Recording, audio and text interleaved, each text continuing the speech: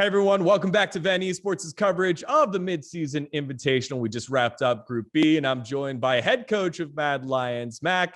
Mac, congrats on not only getting through the group stage, but topping the group stage with that last win over PSG Talent. Tell us, how did the day go knowing that you lost the first one, you felt a little bit of pressure, and then things ended up going your way? Yeah, I was definitely feeling a little bit of pressure going into next one. I think to be really honest, I'm still a little bit traumatized from Worlds, because at Worlds it was like everything was going so well. Like, actually our scrim results at Worlds were amazing. At least in like against all of the other playing teams, we felt like we were clear favorites, and then we went on stage and everything just kind of like fell apart. Today in the first game, and also in the first 10 minutes of the second game, it felt like nothing could go right. You know, it's just everything just like slipped out of our hands. I don't know what was happening. I would say that it felt like an unusually tough day here for Armut. He was getting picked on left and right. And just overall today, falling behind early. You came back in those last two games, but what do you attribute that to, and how do you as a coach shake that off from the squad? In the first, okay, so the first game we were ahead early. I think the first game we played fine, and then we just kind of threw because we were really impatient. The second game, holy moly, that level one. Holy I mean, that one was a complete disaster. And I think credit to the players.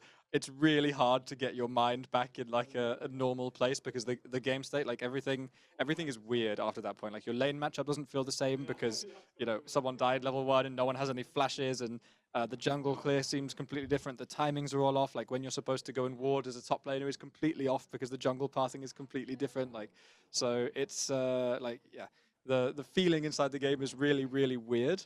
And I think it took us a while to re-establish that. I mean, after the first game, everyone was really frustrated, understandably, because I think it's not unfair to say that we should be clear favorites coming in to this group. I mean, some people will say PSG should be better than us, but I think.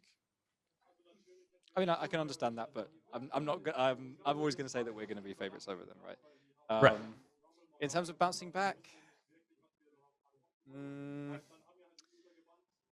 I mean, I think we have a really good atmosphere in the team, and that we're happy to be open and honest. And you know, when players have a problem with something, or when they think someone is doing something wrong, or whatever it is, like no one is afraid to give feedback to each other honestly, and we're, you know, not afraid to like give feedback. And everyone's usually pretty good at taking feedback, and we're happy to disagree with each other. We're even happy to get into arguments if necessary, but everything's always fine afterwards. You know, we have a really, really good culture when it comes to that. I know that, like, not that I have, but I know that I could have a screaming argument with some of my players and then come in the next morning and everything would be like completely fine, and it would just be work as normal, because it's never personal. You know, it's always me and you versus whatever problem it is we're facing, rather than me versus you, or whoever, name a random player, Elyoya versus Kazi. Like, that's not how it is here, and I'm really Right. grateful for that. There you go. You heard it first. Elyoya versus Karzi. That's where the issues lie. I'm kidding. Yeah. I'm kidding. Fist fights. Fist fights. Hey, so I kind of want to get your thoughts on this format, right? We've changed it up a little bit, and now it led to days like today where, hey, you got to play all 3 games, bam, bam, bam, you know, for groups like Group A, where they had to play like 4 games against each other. How do you change up the way that you coach when it comes to this, given that you've had this experience before at Worlds?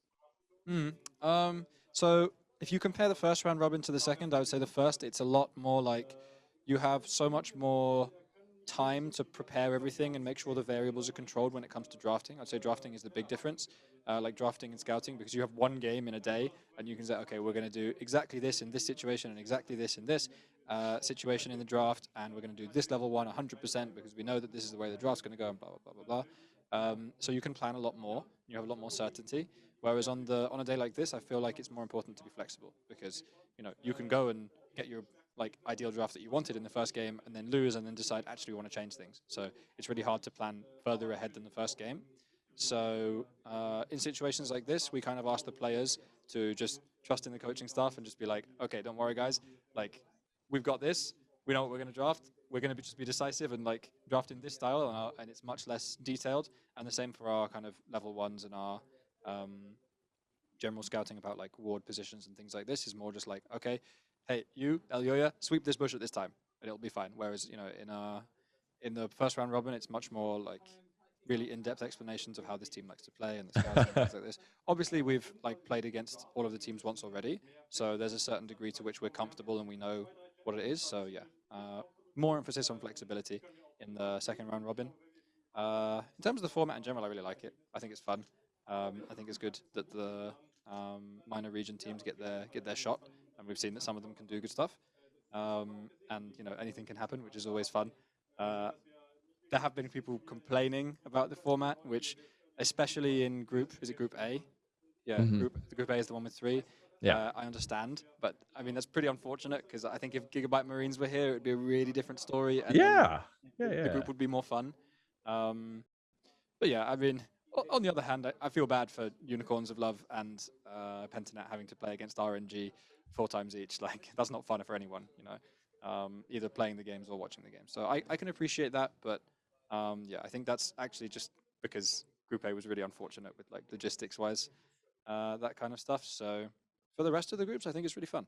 I really like the format. I think our group was insanely hype, like Turkey versus Brazil, Armut versus Turkey, Armut versus Brazil. All these narratives were so fun. And then even PSG, who are rumored, you hear all these things like PSG are smashing people in scrims, people think they're the top 3, the Chinese team thinks they're really strong, like all this type of stuff. That's hype. Like the narrative was really, really fun. Like our group was really explosive in a lot of ways. So when it comes to our group, I'm really happy with the format. I love the Rumble format. I love the Rumble format. Like having the opportunity to go up against like the top teams 5 times, or the top 5 teams in a double round robin, so you get to play 10 games against good teams. Like that's really fun. That's like almost a whole LEC split worth of experience for us, which yeah, I like that a lot.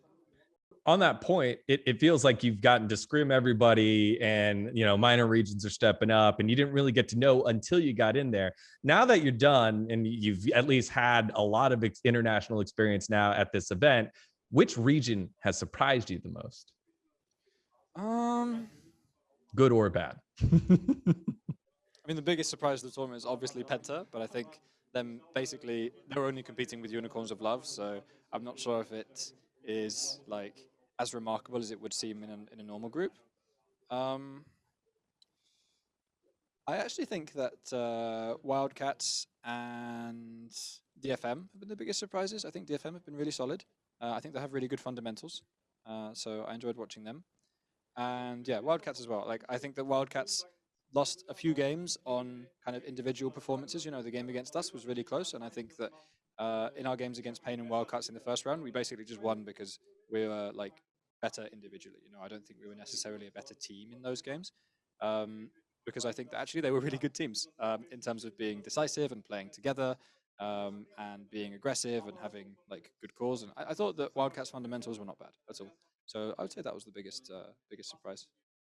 Last question. What is the one biggest thing that Mad Lions needs to fix so that they can hoist the trophy at the end of the tournament? Not having too much fun in the mid game. I don't know. I mean, context for that in the games where we have an early lead in the comms, it kind of just feels like we're like, okay, everything we do works. We're ahead. We're stronger. So we just do whatever we want and we win, right? That's kind of how the comms were in some of our games. So I think we need to refine some of that for sure. I think part of what's made us successful as a team is because we have that philosophy of when we're ahead, we try to end the game as fast as humanly possible. But there's a lot of variance in League of Legends. There's a lot of nuance, and it's a very complex game, especially in the mid to late game. Like it's incredibly, incredibly complex, and that some of the calls that we make don't always work, right? We saw some like unsuccessful Baron attempts, for example, in today versus Wildcats, where that play has worked like 9 times in the last 6 games or something, but it wasn't appropriate in that game. So I think we can diversify a bit more in the mid to late game. Well, it sounds like you got your work cut out for you, Coach Mac. Thank you so much for joining us here on VENN Esports, and best of luck at the rest of MSI. Thank you very much.